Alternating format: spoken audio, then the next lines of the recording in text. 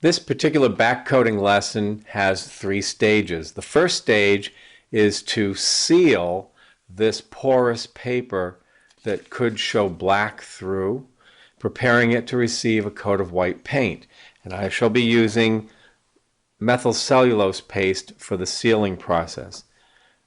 We're going to wet the paper so that the paste will apply smoothly. This is a glass surface upon which the work will be done. I'd like for you to also notice before I begin wetting this paper that the black paper is larger in area than the white.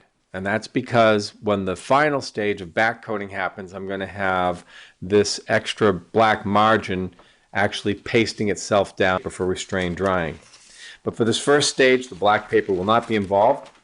Step number 1, pre-moisten your paper for the sealing process. So I'm going to spray all over with water. I'm going to use a dry brush and move the droplets around, spreading them out. I shall even turn the paper over and spray the other side.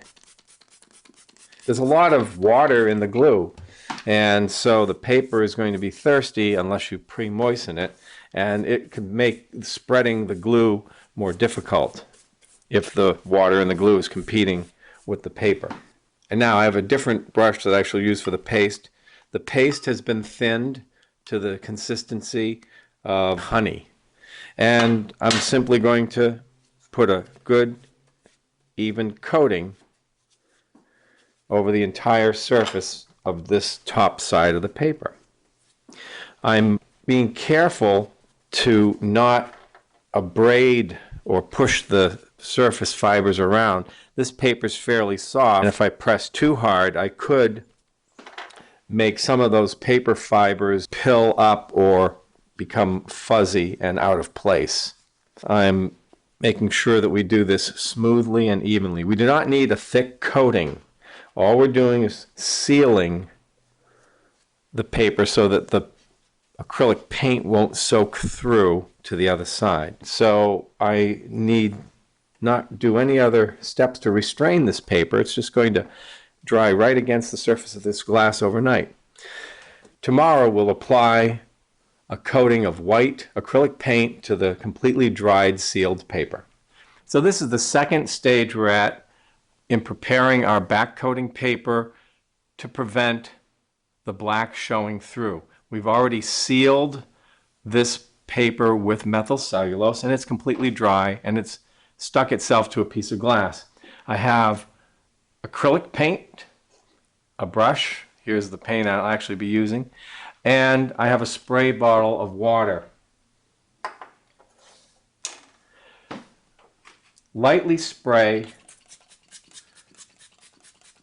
the surface with the water, and take the brush that you're going to use for the painting and brush the droplets across. So this is just to lubricate the surface to make the paint travel more easily.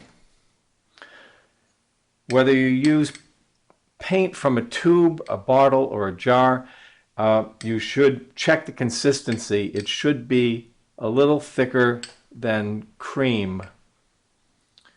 And it's better to put more than one light coat rather than one heavy coat. So completely brush the surface. You want it liquid enough so that it glides. It's perfectly all right if the paper puckers away a little bit. As it dries, it'll flatten back down. You don't want to push too hard because you don't want to push paint through the paper. Even though it's been sealed, you don't want to push your paint or pigment through. We're only trying to create a light coat that will mask any of the paper color from the other sheet.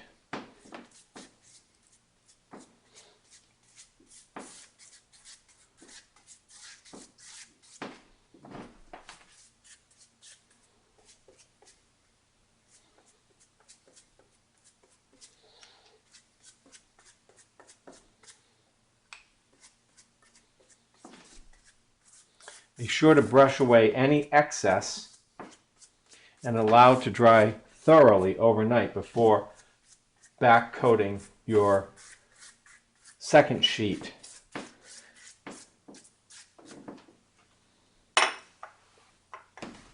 Okay, it's the next day. The paper is completely dry.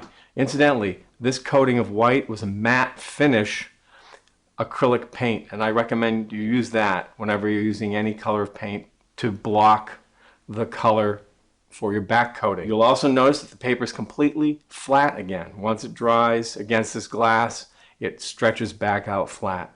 And because it was methyl cellulose that was pasting this for restraint and for sealing purposes, it peels off the glass quite easily. And so there's the paper, and you'll notice by virtue of this green background that that white layer of paint is doing its job. You see very little bleed through. And we're going to be pasting this to a piece of black paper for Ambrose the skunk. So that's the next step. We're going to do the actual back coating. Here we have the tools and materials that we'll need for back coating the white and black sheet together. I have a bottle of water that sprays a fine mist to be able to pre-moisten my sheets.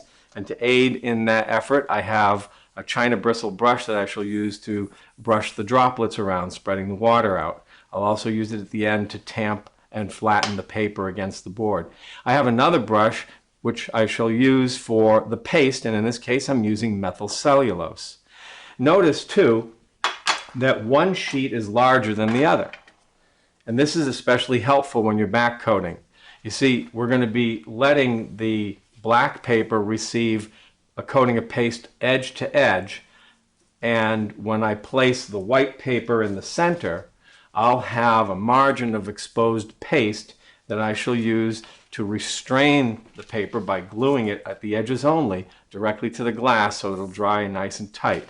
So here's the process. We're beginning with the largest sheet, and we have to pre-moisten this with a spray of water. You don't need a lot of water, and it's best to smooth out the droplets with a dry brush, a dry soft brush, so that the water is more evenly distributed.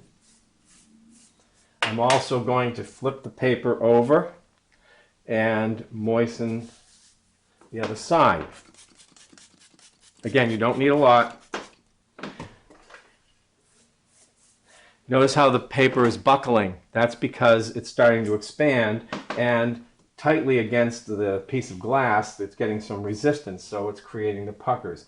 Notice what I'm doing here to smooth the paper out once more as it begins to expand against the glass. I'm just letting the paper drink up the water, expand, and I smooth it out as we go.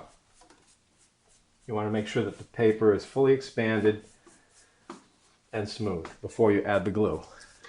Okay, so I'm going to keep the dry brush handy, and I have my methyl cellulose paste with a paste brush, and the consistency is that of honey.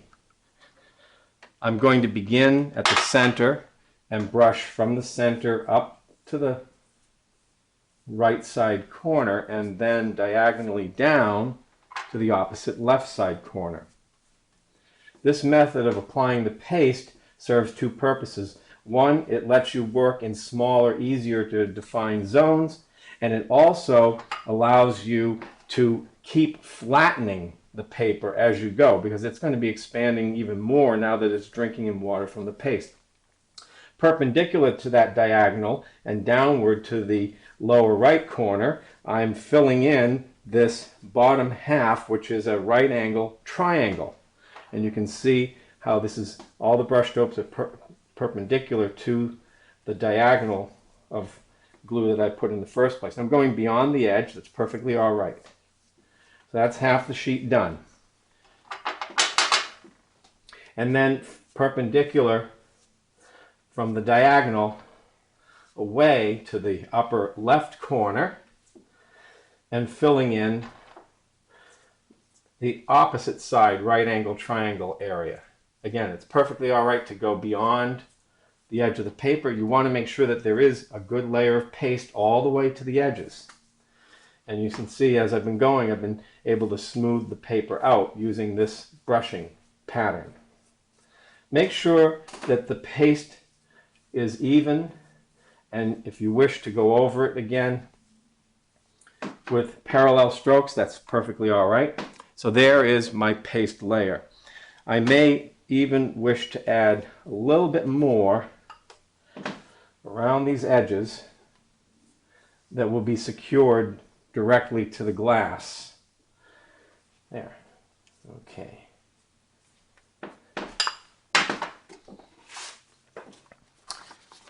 Because this sheet of paper has acrylic paint on one side, if I were to pre-expand this right now, it actually wouldn't work out quite to my advantage. I'm going to put the painted surface against the glue side of my black paper, and I'm going to just attempt to center it. And this paper is now going to drink up some water from the paste layer. And this is where I'm going to use my dry brush. I'm actually brushing air bubbles out and making sure that there's good, even contact with the paste. Now that I've done that, the side that has no acrylic is going to be very lightly sprayed with water, just to equalize water coming in from the other side, and I'm going to brush that around like that.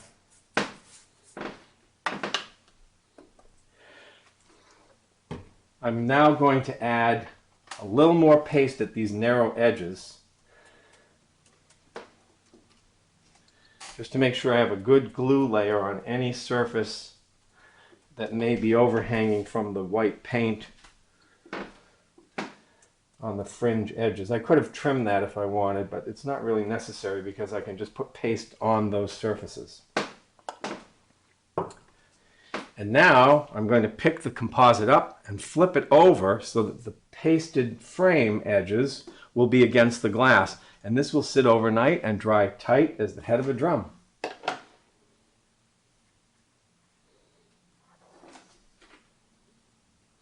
One thing I like about methyl cellulose is it doesn't stain.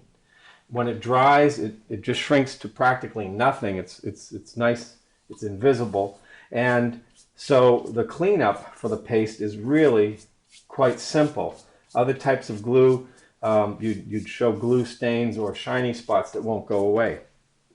Now with this dry brush that I've been using to brush out the bubbles, I'm also going to tamp against the frame edge where the glue is to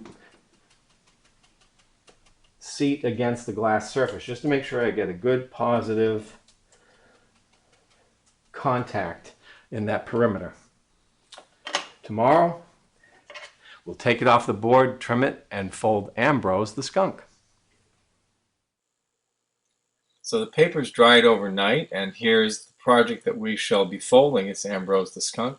This paper has been pasted down to the glass and around the edges only. Before we can actually trim this paper, we have to remove it from the glass. I want you to notice here that Ambrose is a origami inside out model, white on one side, black on the other. And the white is nice and clear and clean, no black shows through. Now, let's see how we can remove this. Start at one corner, and since the paste is actually very weak, methyl cellulose is a weak paste, it'll allow you to do that. It's helpful to have something such as this bamboo knife to get rid of one of the edges of contact. And now you see how easily this peels away from the glass. Here we have our back-coated sheet ready to trim.